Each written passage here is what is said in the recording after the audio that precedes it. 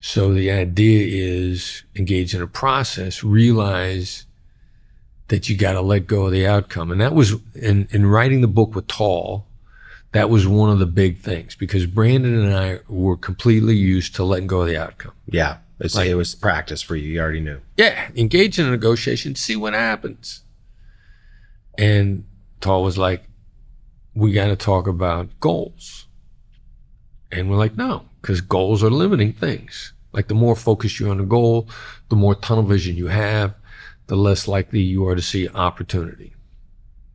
And people say, well, you should be goal-oriented. You should focus on the goal. Keep your eye on the prize. Well, keeping your eye on the prize gives you tunnel vision, gives you blinders. Mm. And Tall says, you got to talk about goals. And we're like, no, it's not good. He says, no, you have to, because human beings are wired to have goals.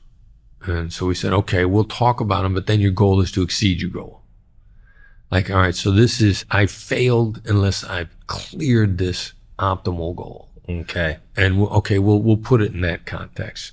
But this is, before I'd run across Huberman, the duration path outcome thing.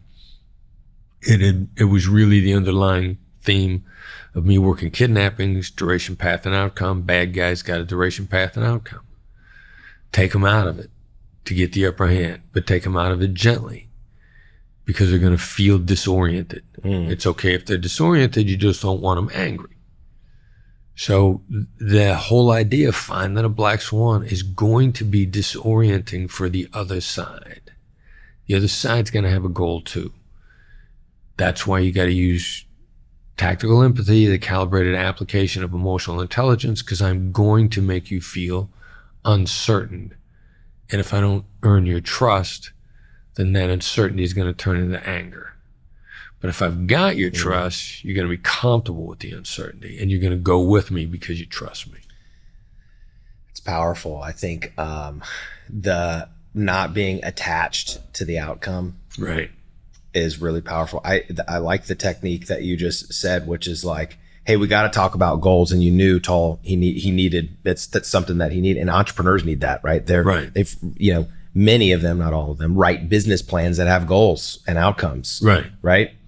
And what the way that you sort of were able to still commit to say, hey, how do it's the exceeding. So for you still had no goal. You just knew it was above a threshold, but it was able to compromise and give him a goal.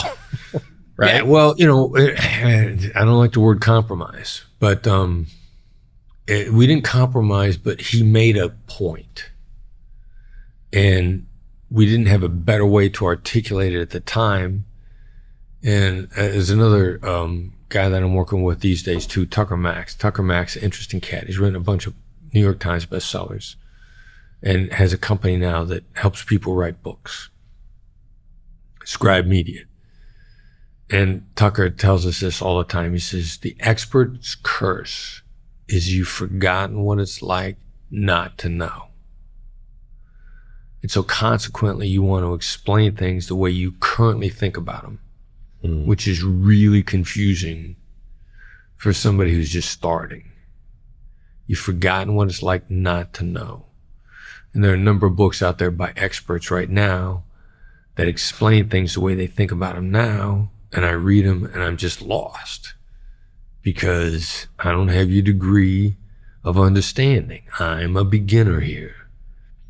And that was Tall's point.